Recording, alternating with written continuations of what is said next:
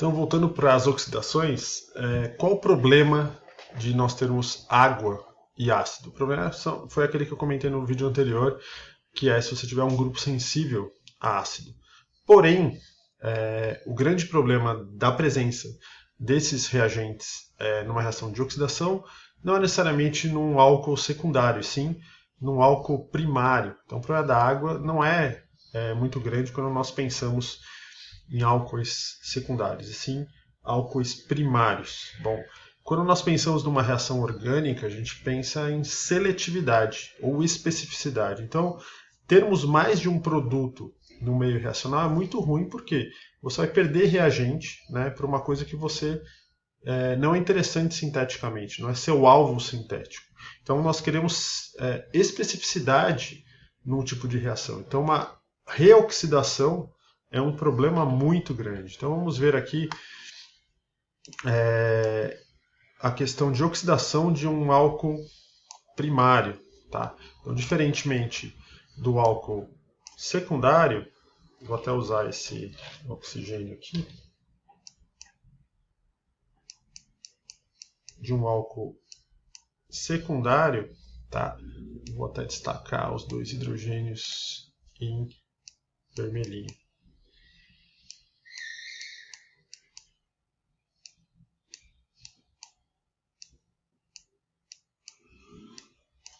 Então, um álcool primário ele só está ligado a um carbono, ou seja, ele tem dois oxigênios passíveis de serem eliminados da sua reação.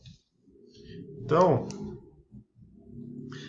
numa reação de oxidação, a primeira etapa seria a eliminação de um desses hidrogênios através da reação da transferência de elétrons, né, e entrada do oxigênio do seu agente oxidante.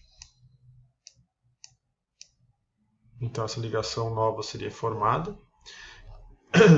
Então nós temos aqui um aldeído, que seria o primeiro produto de oxidação de um álcool primário. E lembrando que os aldeídos são reagentes muito, muito interessantes, né? Compostos carbonílicos muito interessantes por conta da sua alta reatividade. Muito bem. E aí nós temos aqui uma reação de equilíbrio químico na presença de água. Então, na presença de água, como a carbonila do aldeído é extremamente reativa, a água pode ser inserida, ainda mais se você tiver um hidrogênio ácido, né, protonando esse oxigênio do aldeído, tornando ainda mais esse carbono ainda mais eletrofílico. Muito bem. E nesse momento, né, por conta da presença da água, nós teríamos a entrada do segundo oxigênio, que eu até vou pintar aqui em cima de outra cor.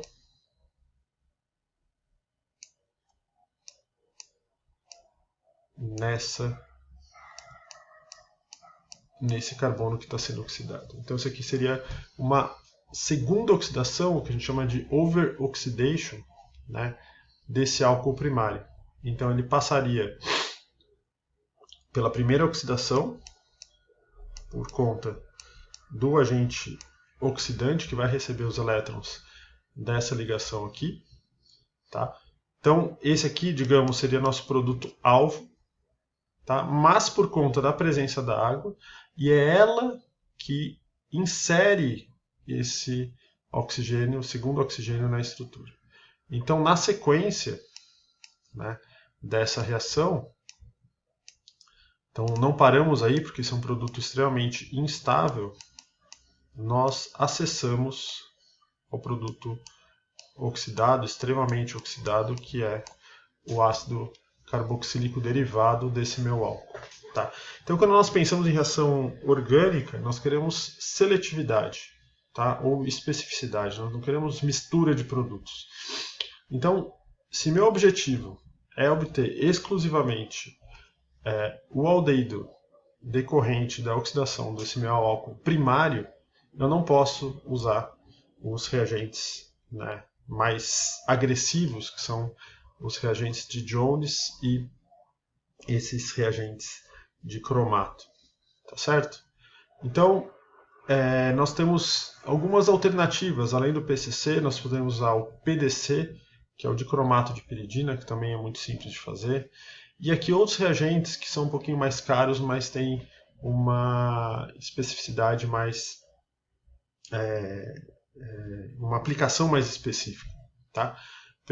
Periodinana de Dess-Martin, que é um iodo supervalente, um reagente de rutênio. E aqui nós temos um exemplo de uma oxidação de um álcool primário contendo grupos protetores sensíveis, tá? E essa reação, utilizando o reagente de rutênio catalítico e esse óxido de N-metilformamida, que não é N-metilformamida, N-metilmorfolina, desculpa, ele transforma com altíssimo rendimento esse álcool no aldeído correspondente, tá? Então, esses reagentes que eu comentei aqui para vocês são reagentes muito importantes para que nós possamos acessar o aldeído, né, correspondente, evitando a overoxidation, a oxidação que levaria, né, o álcool ao ácido carboxílico indesejado. Mas se eu quiser, por exemplo, transformar um álcool diretamente num ácido carboxílico, além dos reagentes de crômio, nós podemos usar também o dióxido de magnésio, tá? Que transformam esse hidrato, né, que vem da hidratação do aldeído correspondente da primeira oxidação, em ácido carboxílico diretamente.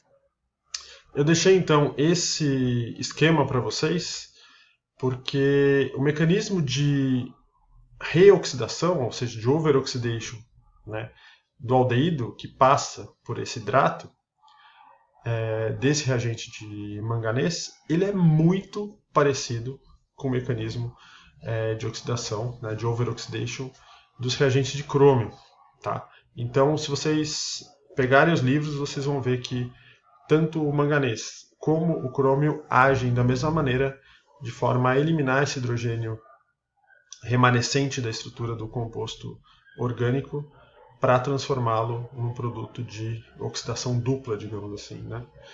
Tá? Então terminamos aqui esse tópico que fala sobre oxidação de álcoois, levando aos seus derivados carboxílicos, e para as reações de retrossíntese e síntese de vocês, esses reagentes são os reagentes que serão necessários para vocês pensarem, tá, numa análise de transformação de grupos funcionais, ou seja, transformação de álcoois em produtos derivados de ácidos carboxílicos.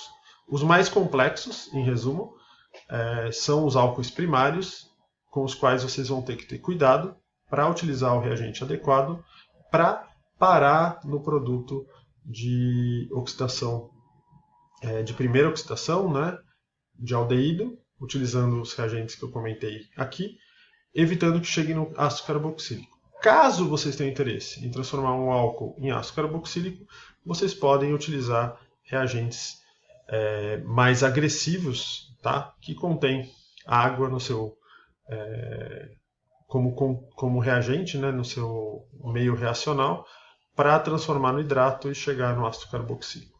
Beleza? Então, obrigado pela atenção e sigamos em frente aí nos estudos.